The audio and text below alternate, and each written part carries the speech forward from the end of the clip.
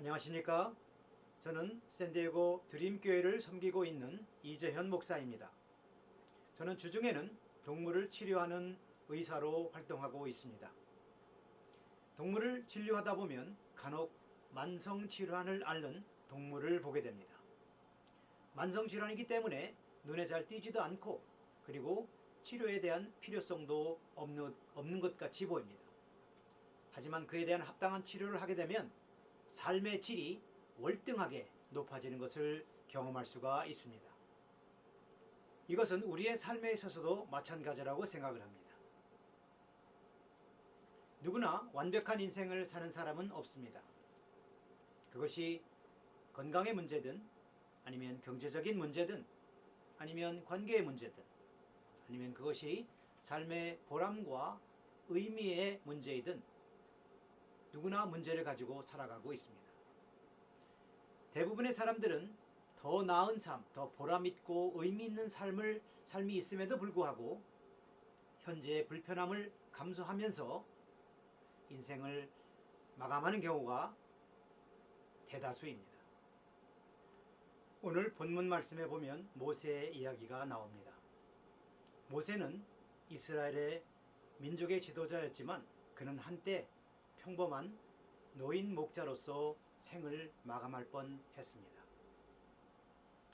오늘 본문은 모세가 어떻게 노인 목자에서 민족의 지도자로 쓰임받았는지를 보여주고 있습니다. 광야에 있어서 40년의 목자 생활은 그에게 인생의 마침표 인생이 아닌 쉼표 인생을 살았던 것입니다. 그래서 저는 오늘 말씀을 중심으로 쉼표 인생, 내 인생 이보다 더 나을 수 있다 라는 제목으로 하나님의 말씀을 전하도록 하겠습니다.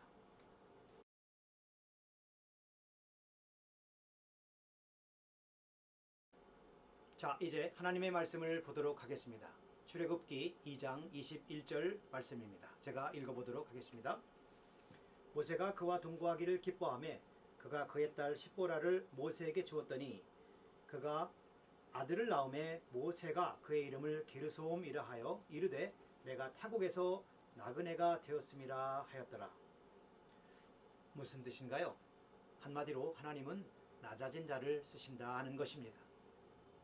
하나님은 혈기왕성한 애굽의 왕자요 민족을 자신의 손으로 구원해 보겠다고 나선 혈기와 패기가 왕성했던 모세를 쓰시지 않으셨습니다. 오히려 하나님은 낮아질 대로 낮아진 나이 먹은 목자 모세를 쓰신 것입니다. 하나님께 쓰임받기 위해서 우리가 해야 될 일이 있다면 우리의 성품, 즉 겸손한 성품을 갖추는 것입니다. 둘째로 다음 구절 23절을 보도록 하겠습니다. 여러 해 후에 애굽 왕은 죽었고 이스라엘 자손은 고된 노동으로 말미암아 탄식하며 부르짖으니 그 고된 노동으로 말미암아 부르짖는 소리가 하나님께 상달된지라. 무슨 뜻인가요? 한마디로 하나님은 시대의 필요와 요청에 따라 일한다 하는 것입니다. 하나님께 쓰임받는 사람은 시대가 필요로 하는 요청과 필요가 무엇인지를 알아야 합니다. 시대마다 새 필요가 있습니다. 우리는 그 필요를 하나님께 나아가 간구할 때 우리는 얻을 수 있습니다. 다음 구절 출애굽기 2장 24절과 25절을 보도록 하겠습니다. 하나님이 그들의 고통 소리를 들으시고 하나님이 아브라함과 이삭과 야곱에게 세운 그 언약을 기억하사 하나님이 이스라엘 자손을 돌보셨고 하나님이 그들을 기억하셨더라. 이 말씀은 무슨 뜻인가요? 그것은 바로 하나님은 자신의 약속, 즉 하나님의 말씀을 따라 행하신다, 일을 행하신다 하는 것입니다. 그러므로 하나님께 쓰임받기를 원하는 사람이 있다면 그것은 하나님의 말씀을 따라 행해야 한다는 것입니다. 시편 119편 105절에 보게 되면 주의 말씀은 내 발의 등이요 내 길의 빛이니이다 라고 말씀하고 있고요. 그리고 사도행전 20장 32절에도 보게 되면 사도 바울이 권면하기를 내가 주와 및 그 은혜의 말씀께 부탁하노니 그 말씀이 너희를 능히 든든히 세우사 거룩해 하심을 입은 모든 자 가운데 기업이 있게 하시리라 라고 우리에게 말씀하고 있습니다.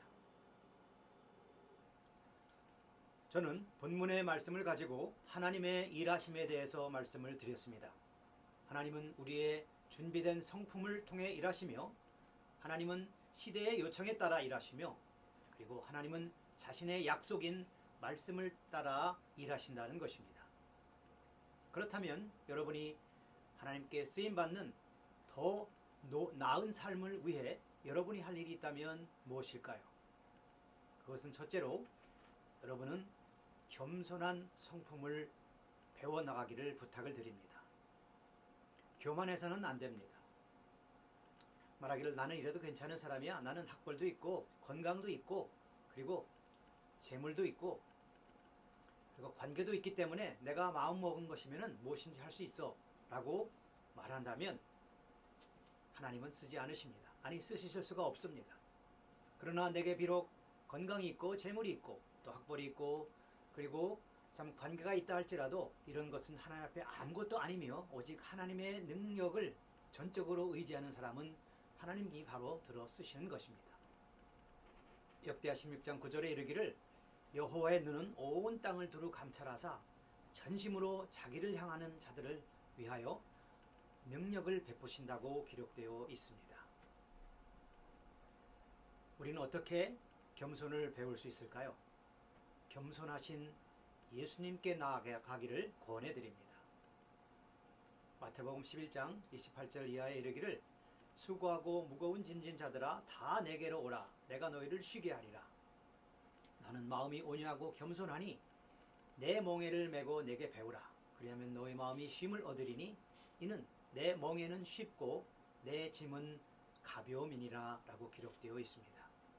그렇습니다. 주님께서 주신 멍에 즉 예수 그리스도의 제자라는 멍에를 메고 예수님께 배울 때 우리는 비로소 진정한 겸손으로 나아갈 수가 있는 것입니다.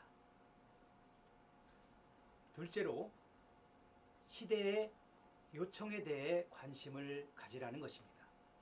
좁은 의미에서 나 자신을 벗어나 주위에 있는 사람들에게 관심을 가지라 하는 것입니다. 빌립보서 2장 3절 4절에 이르기를 아무 일이든지 다툼이나 허용으로 하지 말고 오직 겸손한 마음으로 각각 자기보다 남을 낮게 여기고 각각 자기 일을 돌아본 뿐더러 또한 각각 다른 사람들의 일을 돌아보아 나의 기쁨을 충만하게 하라 라는 규절이 나옵니다. 그렇습니다. 하나님은 오늘도 시대의 필요와 시대의 참 요청에 반응하는 그런 사람들을 찾고 계십니다. 예수님은 당시의 시대의 아픔을 아셨습니다. 마태복음 9장 36절 이하에 이르기를 무리를 보시고 민망히 여기시니 이는 저희가 목자 없는 양과 같이 고생하며 유리함이라. 주님은 시대의 필요를 보셨고 아파하셨습니다. 그리고 그 대안으로 제자 삼기를 시작하신 것입니다. 누가복음 6장 12절 이하에 이르기를 이때 예수께서 기도하시러 산으로 가사 밤이 새도록 하나님께 기도하시고 밝음에 그 제자들을 부르사 그 중에서 12를 택하사 사도라 칭하셨으니 라고 기록되어 있습니다. 저의 경우는 매년 많은 재정적 손실에도 불구하고 단기 선교를 다녀오고 있습니다. 작년에는 코로나로 가지 못했는데 1년에 한 차례씩은 반드시 다녀오곤 했습니다. 왜냐하면 이런 선교를 가보면 하나님의 일하심과 그리고 사람들의 필요를 더 절실하게 느끼고 볼 수 있기 때문입니다. 셋째로 하나님의 약속이 담겨있는 성경 말씀을 알아가기를 부탁을 드립니다. 하나님은 절대로 자신의 약속이 담겨있는 성경 말씀을 벗어나서 일하시는 분이 아니십니다.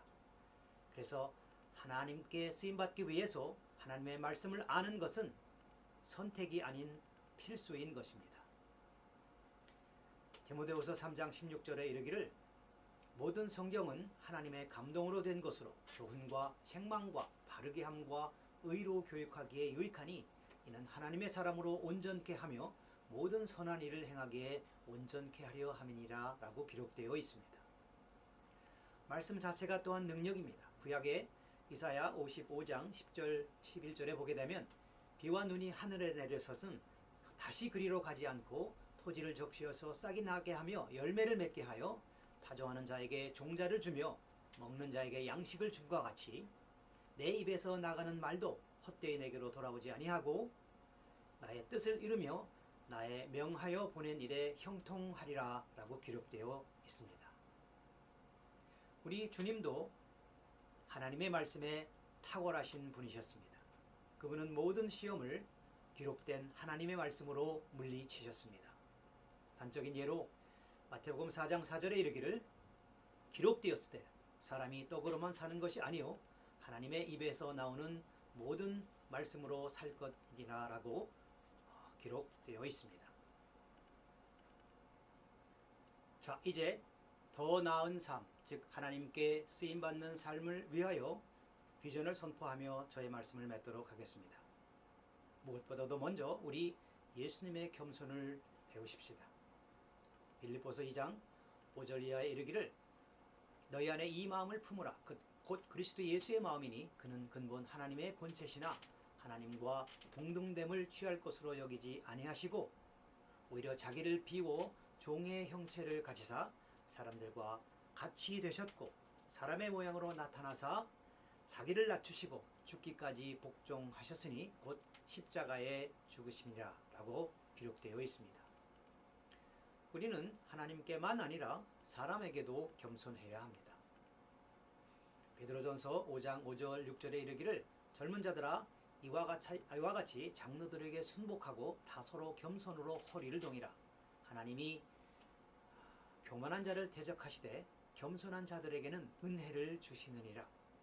그러므로 하나님의 능하신 손 아래서 겸손하라. 때가 되면 너희를 높이시리라 라고 기록되어 있습니다.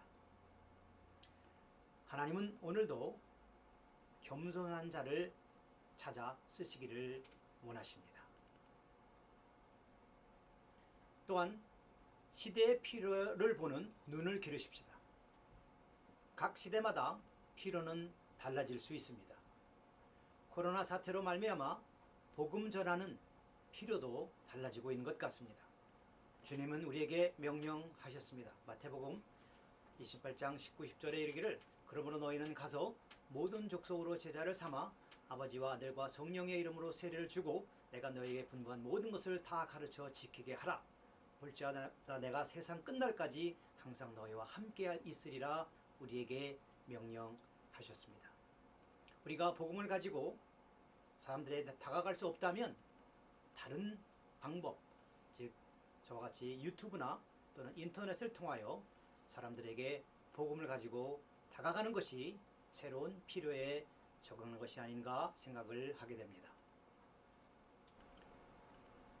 마지막으로 하나님의 약속인 말씀을 알아가는 일에 우리의 시간과 열정을 투자하십시다. 남은 인생 실족하지 않기 위해서라도 우리는 하나님의 말씀을 알아야 합니다. 시편 37편 31절 말씀에 이르기를 그 마음에는 하나님의 법이 있으니 그 걸음에 실족함이 없으리로다 라고 기록하고 있습니다. 또한 잠언 3장 5절 6절에 이르기를 너는 마음을 다하여 여호와를 의뢰하고 내 명철을 의지하지 말라. 너는 범사의 그를 인정하라. 그리하면 내 길을 지도하시리라 라고 하나님의 말씀은 우리를 인도하신다고 기록되어 있습니다. 만일 우리가 겸손한 성품으로 변화되며 또 시대의 흐름을 알고 민감하게 대처하며 또한 하나님의 말씀을 약속의 말씀으로 알고 나아간다면 우리가 가지고 있는 부족한 이 삶이 마침표 인생으로 끝나는 것이 아니라 더 위대한 삶을 위한 쉼표 인생으로 마무리될 것입니다. 우리 모두 이러한 위대한 인생을 살아가시는 저와 여러분 되시기를 예수님의 이름으로 축복합니다.